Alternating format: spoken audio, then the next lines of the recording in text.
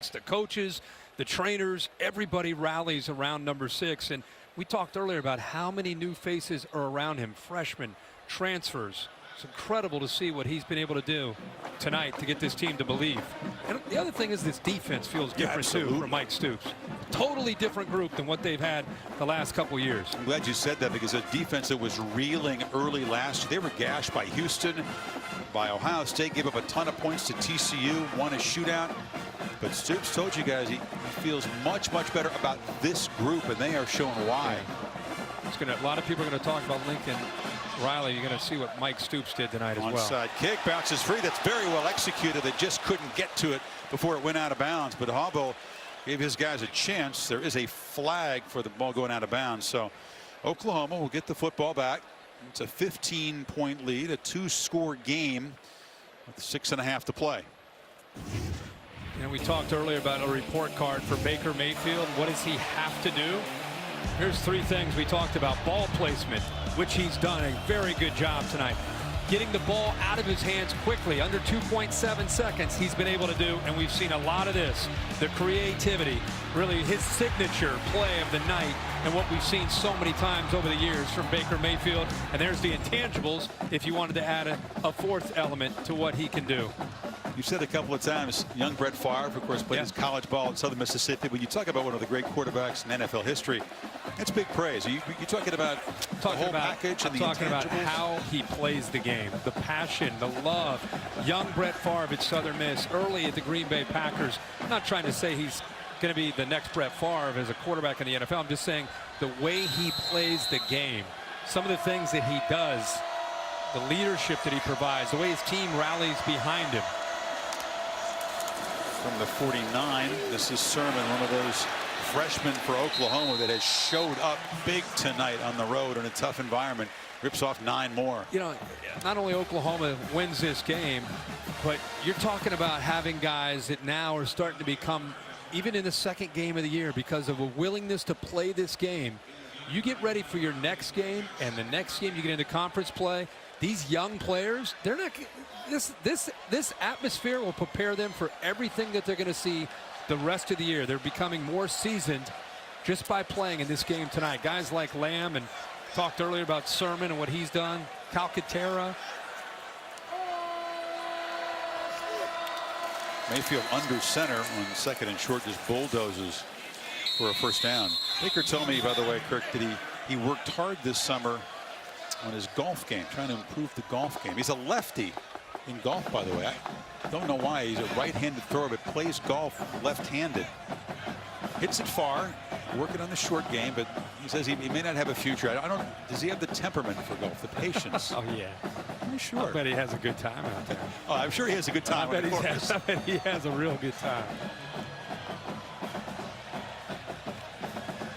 He's a heck of a baseball player. A lefty hitter in baseball too. That's why he's golfing. His dad probably taught him at a young age.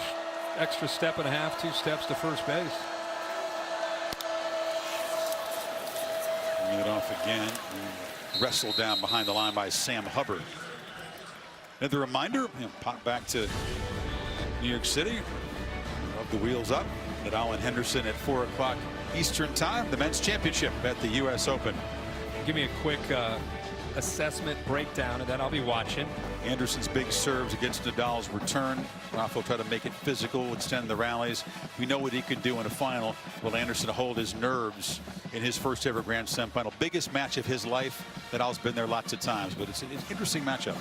Is anybody in tennis even close to Nadal as far as the conditioning? Because I know, honestly, you always talk about that aspect of his game being unique. Is there anybody even close? I think guys work hard. I think it's a much more physical sport. I didn't think we'd be sitting here talking tennis, by the way, but I appreciate the interest. No, I mean, I think what's interesting about tennis, your football is the ultimate team sport. You've got Mayfield and all these guys together encouraging each other. Tennis is lonely. You're out there by yourself in the world's biggest court. You got your team. Yeah, but they can't do anything for you. They can clap for you. I'm just saying it's a lonely environment. This is the ultimate team sport. Yeah. I love both sports for different reasons. But well, you do a great job at both. I hope you'll watch tomorrow. Thank you, Parker. I will. I will, bro. I'm all over the U.S. Open. I love it. No, I appreciate it. I'm in for the Grand Slams. You go over to Montreal and some of the others, I might veer off. I know you're up in the middle of the night from watching from Australia. I appreciate that. Man, Mayfield, 19-20 against UTEP. It was a beat down. He played just a half. But you come in here and you do this kind of performance with all the intangibles. 25 of 33, 381, and 3 touchdowns against the defense that made life miserable for most passers last year. And I know it's early. I don't want to throw out the H word, but Baker Mayfield has twice been in the top 4 and been a finalist last year. I mean, he just continues to string amazing performances together. How many times has that ever happened? A guy 3 times finishing up in the top 4. Has that ever happened? Tebow was around. Yeah. Did he do it? Won it as a sophomore, and then came back twice more. But you don't see that happen. No. He's off to a pretty good start at making that a reality. A long way to go, but this was a huge hurdle to clear. Mayfield slips it off to Flowers out of the backfield, and Dimitri spun down inside the 35 by Damon Webb. Mayfield's mother Gina making the trip up here. This is it's quite a memory. You watch your son come into this environment. You know what he went through, Kirk, by losing at home to Ohio State. You know what that loss meant to him, and to come back almost 12 months later and have this result.